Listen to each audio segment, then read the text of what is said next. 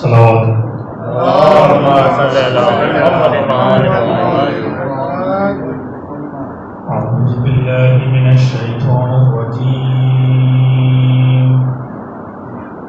بسم الله الرحمن الرحيم.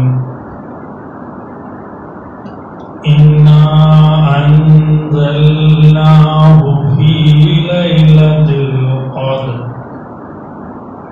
وما أدراك ما ليلة القدر. ليلة القدر خير من ألف شهر. تنزل الملائكة والروح فيها بإذن ربهم من كل أمر. سلام هي حتى مطلع الفجر. صدق الله العلي العظيم. صلوات اللہ اعوذ باللہ من الشیطان الرجیم. بسم اللہ الرحمن الرحیم. الحمد للہ والصلاة والسلام علی رسول اللہ وعلی آلہ اللہ واللعنۃ الدائمۃ الابدیۃ علی اعدائهم اعداء اللہ من یوم عداوتهم الی یوم لقاء اللہ. عقائد کے حوالے سے ہماری گفتگو ہو رہی تھی اور قرآن کریم اور مولا کائنات کے ارشادات کی روشنی میں جائزہ لے رہے تھے. اور آخری گفتگو ہماری عدل الہی پر ہو رہی تھی. ہر بحث ظاہر ہے کہ تفسیر کرا ہے اور ہر بحث کے اندر بحث در بحث، لیکن تھوڑا سا وقت بھی بچانا ہوتا ہے. اور میرا خیال ہے کہ ہم یہ سلسلہ ابھی رمضان تک جو ہے وہ کسی نتیجے تک پہنچا دیں اور پھر رمضان کا بریک دے دیں. تو اس لیے بعض موضوعات پہ بہت تفصیل کے ساتھ بات نہیں کروں میں. عدل الہی کے بعد نبوت اور رسالت کے اوپر بات ہونی چاہیے. بنیادی بحث جو ہے وہ ہے انسان کے لیے ہدایت کا نظام. انسان جو اللہ کی ایسی مخلوق ہے جس کے بارے میں کہہ چکا ہوں کہ جو اشرف المخلوقات ہے، جس کو اللہ نے فریڈم آف چوائس دی کہ وہ اچھے کام بھی کر سکتا ہے اور غلط کام بھی کر سکتا ہے. بے شک جو غلط کام کرنے کی انسان کے اندر صلاحیت ہے، یہ طاقت ہے، یہ قدرت ہے، یہ بھی خدا ہی کی دی ہے. لیکن خدا نے یہ صلاحیت انسان کو برائی کے لیے نہیں دی، بلکہ خدا نے انسان کو ایسی صلاحیت دی کہ انسان اس صلاحیت سے اچھے کام بھی کر سکتے ہیں اور برے کام بھی کر سکتے ہیں، دونوں کام کر سکتے ہیں. اب یہ انسان کی مرضی ہے کہ وہ اپنی صلاحیتوں سے اچھے اعمال انجام دیتا ہے یا برے اعمال انجام دیتا ہے. اور خدا عالم نے اس کے لیے انسان کے اندر کچھ ایسی صلاحیتیں رکھی ہیں کہ جن سے وہ اچھائی اور برائی کے درمیان فرق بھی سمجھ سکتا ہے، جس کو ہم کہتے ہیں عقل. عقل وہ صلاحیت ہے کہ جس کی وجہ سے انسان اچھائی اور برائی کے درمیان فرق کو سمجھ سکتا ہے. اور عقل جو ہے وہ اگر صحیح استعمال میں آئے تو انسان کو برائیوں سے روکتی ہے. عقل کا معنی روکنے والی شے ہے. تو خدا نے انسان کو عقل دی ہے جس سے وہ یہ سمجھ سکتا ہے کہ جو عمل وہ کر رہا ہے وہ خیر ہے یا شر ہے. لیکن چونکہ انسان کی عقل کامل نہیں، چونکہ انسان کی عقل جو ہے وہ دھوکہ بھی کھا جاتی ہے، وہ انڈر اسٹیمیٹ بھی کرتی ہے، اوور اسٹیمیٹ بھی کرتی ہے، اور عقل محدود ہے. بہت سے معاملات اس کائنات میں ایسے ہی کہ جہاں پر عقل پہنچ نہیں سکتی، عقل کی رسائی نہیں. جیسے میں کسی وقت یہ مثال دی ہے کہ انسان کے مرنے کے بعد کیا ہوگا، قبر میں کیا ہوگا، حشر میں کیا ہوگا، اور آخرت کیا ہے، صراط کیا ہے، میزان کیا ہے، مرصاد کیا ہے. ظاہر ہے کہ عقل وہاں تک نہیں پہنچ سکتی. عقل وہاں تک نہیں پہنچ سکتی، سائنس وہاں تک نہیں پہنچ سکتی، فلسفہ وہاں تک نہیں پہنچ سکتا. جتنی بھی عقل اور علوم عقلیہ ہیں ان کی مدد سے انسان ان حقیقتوں تک نہیں پہنچ سکتا. لہٰذا انسان کے لیے خدا تعالیٰ نے ایک اور اہتمام کیا، اور وہ یہ کہ انسان کی جو عقل ہے اس کی رہنمائی وحی کے ذریعے، وحی کے ذریعے عقل کی رہنمائی کی کہ عقل دھوکہ نہ کھائے، عقل بھٹک نہ جائے، عقل گمراہ نہ ہو، عقل غلط نتائج کا اخذ نہ کرے. اور جہاں جہاں تک عقل نہیں پہنچ سکتی وہاں پر وحی کے ذریعے انسان کی ہدایت کی. تو وحی جو آئی ہے وہ عقل کو کاؤنٹر کرنے کے لیے نہیں آئی، بلکہ وحی جو ہے وہ عقل کی رہنمائی کے لیے، عقل کو راستہ دکھانے کے لیے آئی. کیونکہ وحی ایک ایسا سورس ہے جو ایرر فری سورس ہے، جس کے اندر غلطی کا امکان نہیں، اور باقی سارے سورسز جو ہیں ان کے اندر ایک سگنیفیکینس آف ایرر پایا جاتا ہے. تو وحی کے ذریعے انسان کی رہنمائی کی، اور یہ وحی ایک ایسی چیز ہے کہ جو ہر انسان تک نہیں پہنچ سکتی، یعنی ہر انسان اس قابل نہیں ہے کہ وہ وحی کو حاصل کر سکے. تو خدا نے کچھ ایسے انسان مقرر کیے ہیں کہ جن کو خدا نے وحی بھیجی، اور پھر وہ عام لوگوں تک، اپنی امتوں تک وحی کا یہ پیغام پہنچایا، جن کو ہم انبیاء کہتے ہیں. انبیاء نبی کی جمع ہے، اور نبی نبأ سے نکلا ہے. نبأ کا مطلب ہے خبر، نیوز. نیوز بیئرر ہے، وہ نیوز لے کر ہے. اور یہ خبر کیا ہے؟ یہ خبر وہ ہے جو وحی کے ذریعے ان تک پہنچی. ٹھیک ہے، ایک آیت قرآن مجید میں ایک سے زیادہ مقام پر ہے، تلک انباء الغیب، یہ سب غیب کی خبریں ہیں. انباء نبأ جمع، تلک انباء الغیب، یہ سب غیب کی خبریں ہیں. نوحیہ الیک، جو ہم آپ کی طرف وحی کرتے ہیں، جو ہم آپ کی طرف وحی کی خبریں وحی کے ذریعے بھیجتے ہیں، یہ سب غیب کی خبریں. تو خدا عالم نے وہ خبریں جو غیب ہیں، جو ہمارے سامنے نہیں ہیں، ان کو اپنے نبی کی طرف وحی کے ذریعے بھیجا، اور پھر اس نبی نے امت کی طرف اس کو پہنچایا. یہ خاص لوگ ہیں، خاص شخصیات ہیں جن کو ہم کہتے ہیں نبی اور رسول. رسول رسالہ سے نکلا ہے، اس کا مطلب ہے میسنجر، پیغام لانے والا. نبی اور رسول میں بھی ایک فرق ہے اصطلاح کے اندر، کہ رسول وہ ہے کہ جو پیغام کو ریسیو بھی کرتا ہے اور آگے فارورڈ بھی کرتا ہے، اس کو کہتے ہیں رسول. اور جو پیغام ریسیو نہیں کرتا بلکہ کسی رسول کے پاس پیغام آیا اور اسی کو فارورڈ کرتا ہے، اس کو کہتے ہیں نبی. نبی وہ ہے کہ جن کے پاس الگ کوئی پیغام نہیں آتا. نبی تو 1,40,000 ہے، لیکن رسول 313 ہے. تو رسول وہ ہے جن کے پاس پیغام آتا ہے، اور نبی وہ ہے کہ جو اس پیغام کو پہنچاتے ہیں. اس اعتبار سے ہر رسول جو ہے وہ نبی ہوتا ہے، لیکن ہر نبی رسول نہیں ہوتا. ہر رسول نبی ہے لیکن ہر نبی رسول نہیں. لفظی اعتبار سے رسول کا مطلب ہے پیغام دے کر بھیجا ہوا. اسی لیے قرآن کریم میں فرشتے کو بھی رسول کہا گیا، اور احادیث میں بھی فرشتے کو رسول کہا گیا رسول پر، کیونکہ فرشتہ بھی وہ ہے جو پیغام لے کر آتا ہے. پیغامبر، اس کا پیغامبر، فارسی میں پیغامبر کہتے ہیں، تو وہ ہے جو پیغام لے کر آیا. یہ بنیادی طور پر خدا تعالیٰ نے انسانی ہدایت کا ایک نظام مختلف کیا، کیونکہ انسان کو ہدایت کی ضرورت ہے. اور جو مخلوقات ہیں ان کو بھی ہدایت کی ضرورت ہے، لیکن ان کو جس قسم کی ہدایت کی ضرورت ہے وہ خدا تعالیٰ نے ان کی جبلت میں ڈال دی، ان کی انسٹنکٹ میں ڈال دی. لہٰذا وہ اسی کے مطابق چل رہے ہیں. جو گوشت کھانے والے ہیں ان کو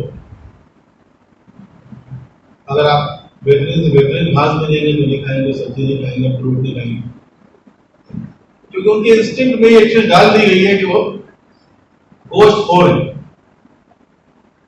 ان کا ڈائجسٹو سسٹم بھی گوشت کے مطابق بنایا گیا، اور جو ویجیٹیرین ہیں، جو گھاس کھانے والے ہیں، وہ گھاس ہی کھائیں گے. ان کے سامنے آپ اگر بہاری کباب کو پیش کریں گے تو وہ بھی کھائیں گے، کیونکہ ان کا ڈائجسٹو سسٹم اس طرح بنا ہوا ہے. تو یہ ایک طرح کی ہدایت ہے نا خدا کی طرف سے. تو ہر مخلوق کے لیے ہدایت ہے، سورج چاند ستاروں کے لیے بھی ہدایت ہے، اور وہ ساری مخلوقات جو ہیں وہ خدا کی دی ہوئی ہدایت کے مطابق چل رہی ہیں. ان کے اندر اصل میں نافرمانی کی، سرکشی کی صلاحیت ہی نہیں ہے. وہ جسٹ لائک روبوٹ.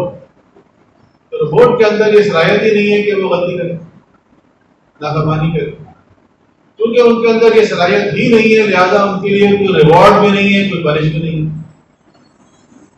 باقی کسی مخلوق کے لیے نہ ریوارڈ ہے نہ پنش. فقط انسان اور جن دو ایسی مخلوق ہیں جن کے پاس فریڈم آف چوائس ہے.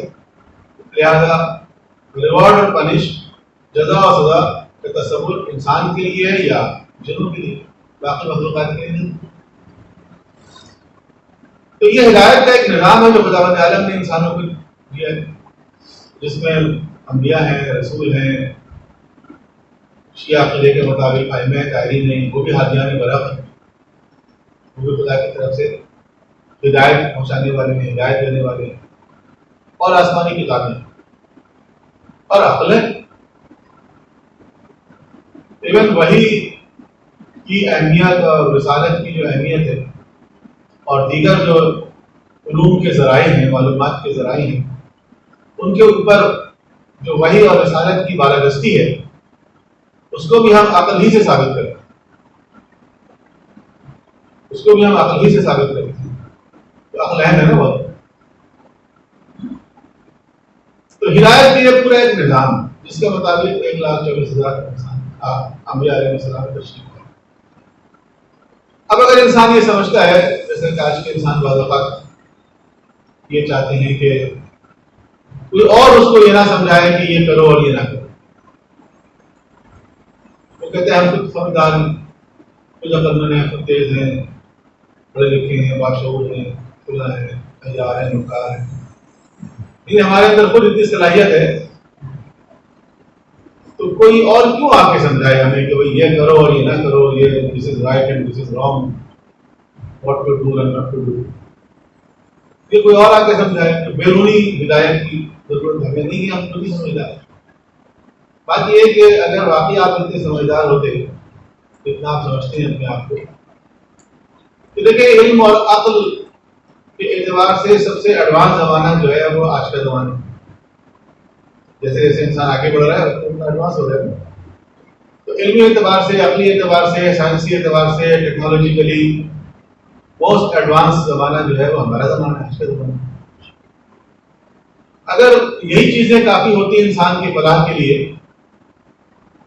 تو اس دنیا کو ایک آئیڈیل پلیس ہونا چاہیے تھا رہنے کے لیے. But unfortunately, the world has become the worst place. جیسے جیسے وقت گزر رہا ہے، جیسے جیسے انسان ایڈوانس ہوتا جا رہا ہے، دنیا جو ہے وہ بری جگہ ہوتی جا رہی ہے. بے شک انسان ترقی کر رہا ہے، سائنس بہت آگے جا رہی ہے، لیکن وہ بھی جو سائنس کے انکشافات ہیں نا، ان سے بھی بڑے محدود پیمانے پر لوگ فائدہ اٹھا رہے ہیں. انسانیت کے بنیادی مسائل وہیں کھڑے ہیں. انسان آج بھی غربت، جہالت، بیماری، بے روزگاری ان چیزوں کا شکار ہے. دنیا کی بڑی آبادی نہیں ہے، اور زیادہ تر لوگ جو ہیں وہ بیچارے ابھی بنیادی مسائل سے باہر نہیں نکل سکتے. اور وہ جو ترقی اور خوشحالی ہمیں ٹی وی پہ دکھائی جاتی ہے، جس کے لیے بہت سارے چینلز چل رہے ہیں، نیشنل جیوگرافی اور پلانٹ اور نیچر اور ٹیکنالوجی، یہ جو چینل ہیں جس میں ترقی دکھائی جا رہی ہے سائنس کی اور ٹیکنالوجی کی، وہ حقیقت ہے، اس سے انکار نہیں کر رہا میں، وہ سب حقیقت ہے. لیکن کتنے لوگ اس سے فائدہ اٹھا رہے ہیں؟ کوشچن از دس. میں پروگرام دیکھ رہا تھا، اس کے اندر دکھایا گیا کہ امریکہ میں ایک ڈاکٹر بیٹھا ہوا ہے اور برازیل میں ایک پیشنٹ بیٹھا ہوا ہے، اور امریکہ میں بیٹھے ہوئے ڈاکٹر نے ایک روبوٹک آرم کی مدد سے برازیل میں رہتے ہوئے پیشنٹ کا بائی پاس آپریشن کر دیا. یہ بہت پرانی بات ہے، 5 سال سے بھی زیادہ عرصے پہلے کی بات نہیں. اب ایران نے تجربہ کیا، ایران نے بھی اسی طرح کا تجربہ کیا اور کامیاب تجربہ کیا. ڈاکٹر کہیں بیٹھا ہوا ہے، پیشنٹ کہیں بیٹھا ہوا ہے، اور ڈاکٹر وہاں سے بیٹھ کے آپریشن کرتا ہے. اچھا، یہ تو بہت زبردست ترقی ہوگی انسان کی. لیکن سوال یہ ہے question of a million dollar کہ how many people of the world can enjoy this luxury. Luxury کہوں گا کہ دنیا کے کتنے لوگ اس لگژری کو افورڈ کر سکتے ہیں. اگر آپ دنیا میں دیکھیں کہ لوگ کس طرح مر رہے ہیں تو آپ دیکھیں گے بہت معمولی بیماریوں سے مر رہے ہیں. جتنے لوگ ملیریا سے مرے ہیں اتنے لوگ فرسٹ ورلڈ وار میں بھی نہیں مرے، سیکنڈ ورلڈ وار میں بھی نہیں مرے. جتنے لوگ ملیریا جیسے معمولی بیماری جس کی دوائی موجود ہے، علاج موجود ہے، اس سے مر گئے. تو ایڈوانسمنٹس کا انکار نہیں کر رہے ہم، لیکن یہ ساری چیزیں بھی ایک مخصوص طبقے کے لیے ہے. عام انسان بیچارے جو امریکہ میں مظاہرے ہوئے نا پچھلے 3 سال، جس کا ٹائٹل تھا آکوپائی وال اسٹریٹ. آکوپائی وال اسٹریٹ کے مظاہرے آپ کو یاد ہوگا. ابھی آپ دیکھیں گے گوگل پہ تصویریں اس کے لیے آ جائیں گی اس کی. تو وہ جو مظاہرے تھے اس کے اندر جو پلے کارڈ تھا لوگوں کے ہاتھ میں، اس کے اوپر ایک بڑا کامن سا سلوگن تھا کہ we are 99%. We are 99%, means we are 99% population of this state, United States. Means we are 99% population of the United States and we are suffering from hunger and joblessness. تو امریکہ میں بیٹھے ہوئے لوگ کہہ رہے ہیں، آپ ایشیا کو چھوڑ دیں، امریکہ کو چھوڑ دیں. تو میں بھی تھوڑی ایگزیجریشن ہو اس کے اندر، لیکن بہرحال سارے لوگ گھر سے چھوڑ کے آ کے اگر ایک جگہ جمع ہیں تو کوئی نہ کوئی تکلیف تو ان کو ہے نا. تو یہ جو ترقی یافتہ ممالک ہیں ان کے اندر جو ایڈوانسمنٹ ہے اس سے بھی ایک مخصوص طبقہ ہی فائدہ اٹھا رہا ہے. بہرحال یہ تو بہت لمبا طویل بن کا مسئلہ ہے، اس پہ نہیں روکتے. خلاصہ اس کا یہ ہے کہ اگر انسانی علوم، اگر فقط سائنس، ٹیکنالوجی اور جو کچھ بھی انسان کی ایڈوانسمنٹ ہے اس کی وجہ سے انسان ایک آئیڈیل معاشرہ قائم کرنے کے قابل ہوتا تو آج کا دور سب سے آئیڈیل دور ہوتا، کیونکہ سب سے زیادہ ترقی یافتہ انسان آج کے زمانے میں. لیکن آج ہم یہ دیکھ رہے ہیں کہ انسان جو ہے وہ شیر سے اور بھیڑیے سے اور سانپ سے اور اجیر سے نہیں ڈر رہا ہے، اپنے جیسے دوسرے انسانوں سے ڈر رہا ہے.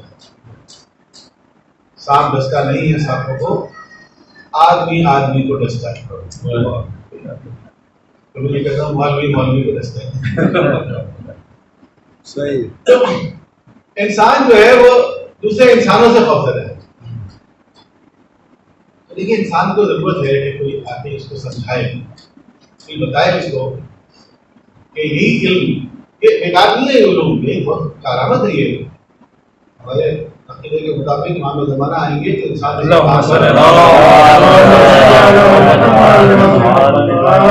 عقل جو ہے وہ ترقی کے جس مرحلے پر ہوگی، روایت میں ہے کہ انسانی عقل کے 27 درجے ہیں، اور انسانی عقل جو ہے وہ ترقی کے اس وقت تک امام جب تشریف لائیں گے تو 4تھے درجے پہ ہوگا.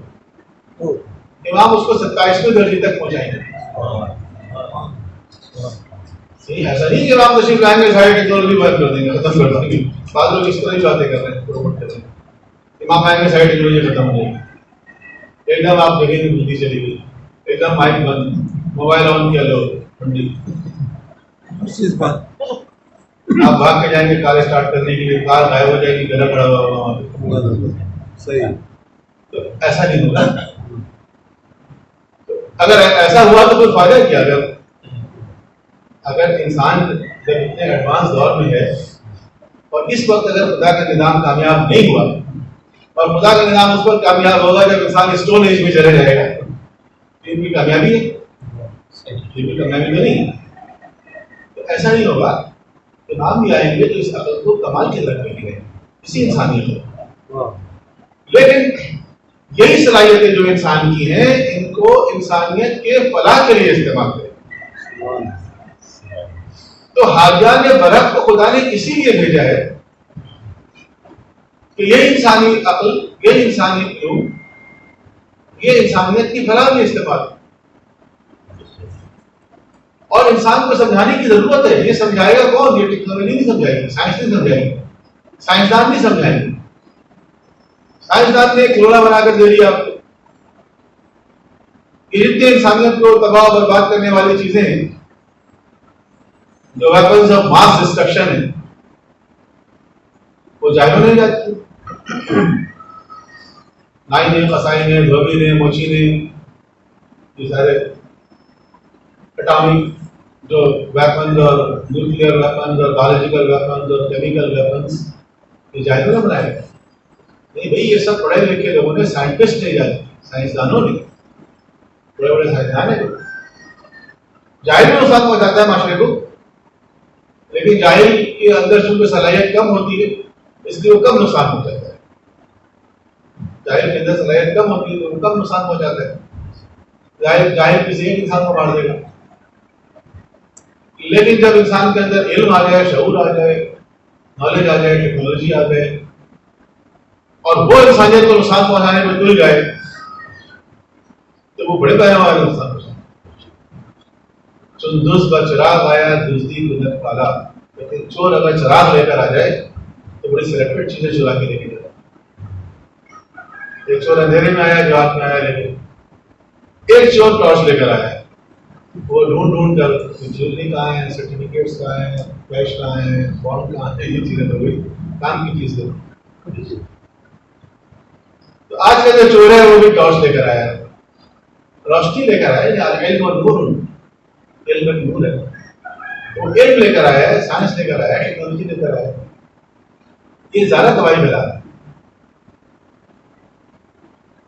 تو اب سائنس نے ٹارچ بنا کر دے دی آپ کے ہاتھ میں. اب یہ جو ٹارچ ہے، یہ روشنی ہے، لائٹ ہے، اس کی مدد سے آپ راستہ دیکھ بھی سکتے ہیں، کسی کو دکھا بھی سکتے ہیں، رات کے اندھیرے میں جا سکتے ہیں. اور اسی ٹارچ کی مدد سے رات کے اندھیرے میں کسی بند دکان کے شٹر کو بھی دیکھ سکتے ہیں جس کا تالا آسانی سے انتظام ٹوٹ سکتا ہے یا کوئی آلہ اوزار لے کر آنا ہوگا. ٹارچ آپ سے کہے گا کہ غلط کام ہے. ٹارچ آپ سے نہیں کہے گا کہ غلط کام ہے. لیکن وہ انسان جس کے ہاتھ میں یہ ٹارچ دیا ہے آپ نے، اس کو یہ سمجھانے کی ضرورت ہے نا کہ کیا صحیح اور کیا غلط. اس کا یوز کیا ہے اور ابیوز کیا ہے. ٹیکنالوجی، سائنس، نالج، اس کا یوز بھی ہے، اس کا ابیوز بھی. بس کی سمجھ جو انسان کو یہ بتائے، سمجھائے، یہ اس کا یوز ہے، یہ اس کا.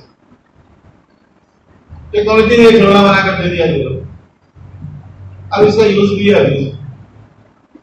اگر آپ نے اپنے بچوں کو نہیں سمجھایا کہ اس کا یوز کیا اور ابیوز کیا اور اس کے ہاتھ میں دے دیا، وہ اپنے آپ کو بھی نقصان پہنچائے گا، ممکن معاشرے کو بھی نقصان پہنچائے گا.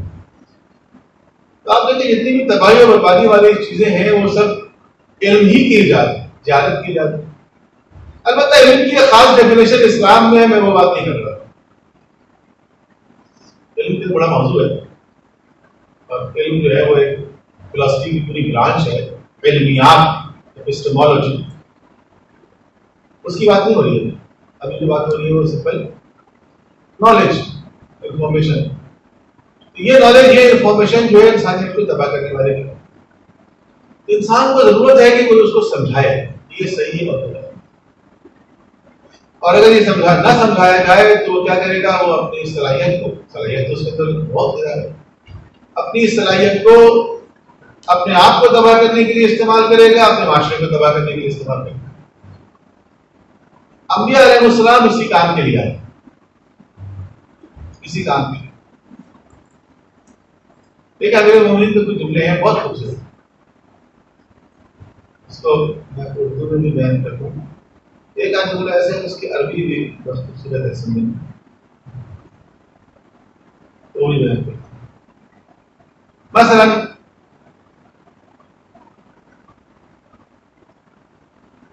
فرمایا آپ نے کہ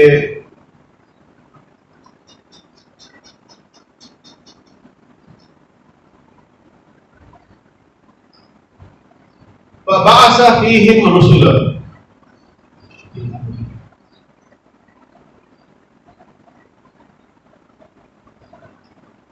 کہ خدا نے پھر ان کے درمیان رسولوں کو بھیجا،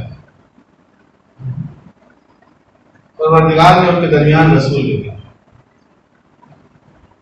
وَبَعَثَ إِلَيْهِمْ أَنْبِيَاءَهُمْ، انبیاء کا تسلسل قائم کیا، مسلسل انبیاء کو بھیجا۔ لِيَسْتَعْدُوهُمْ مِيثَاقَ فِطْرَتِهِمْ، تاکہ وہ ان سے فطرت کی امانت کو واپس لے سکیں۔ دیکھیں انسان کی ایک فطرت ہے، اس فطرت کے اندر خدا جوئی ہے، اس فطرت کے اندر خدا کی تلاش ہے، اور اس فطرت کے مطابق انسان مواحد ہے، اور انسان نے عالم ارواح میں اس کا اقرار بھی کیا ہے، اس کو قرآن میں بھی اس کا تذکرہ ہے۔ تو اس میثاق فطرت کو یاد دلانا، وَيُذَكِّرُوهُمْ مَنْسِيَ نِعْمَتِهِ، اور ان کو بھولی ہوئی نعمتیں یاد دلائیں۔ یہ انبیاء علیہ السلام کیوں آئے؟ اس لیے آئے ہیں کہ فطرت کی طرف اس کو واپس پلٹائیں، بھولی ہوئی نعمتوں کو یاد دلائیں، وَيَحْتَجُّ عَلَيْهِمْ بِالتَّبْلِيغِ،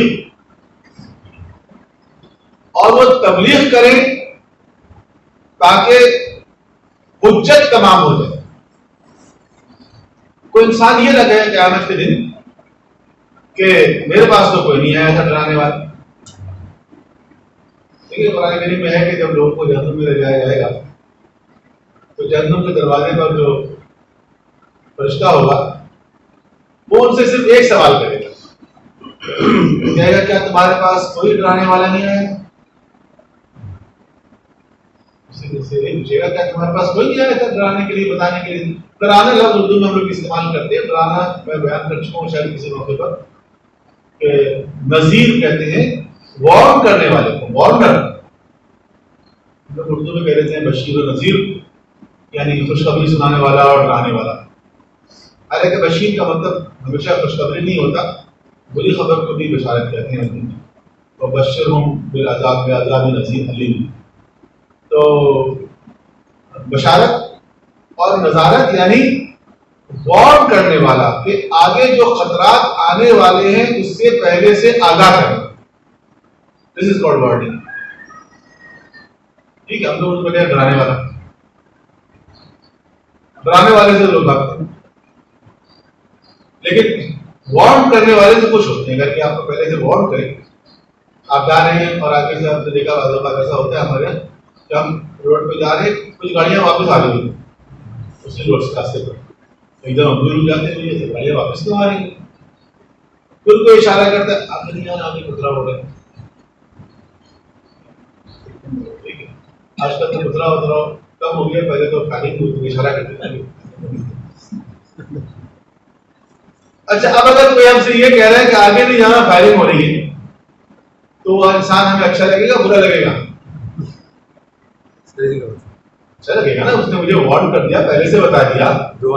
یا میں کہوں گا کہ نہیں میں تمہاری بات نہیں مانتا، میں تو خود جا کے دیکھوں گا کیا ہو رہا ہے، اور خود جا کے پتھروں میں پھنس گیا، پتہ چلا فائرنگ میں پھنس گیا، تو ہم کہیں گے تھینک یو ویری مچ، آپ نے پہلے سے بتا دیا، تو میں تو بچ جاتا آگے جا کے۔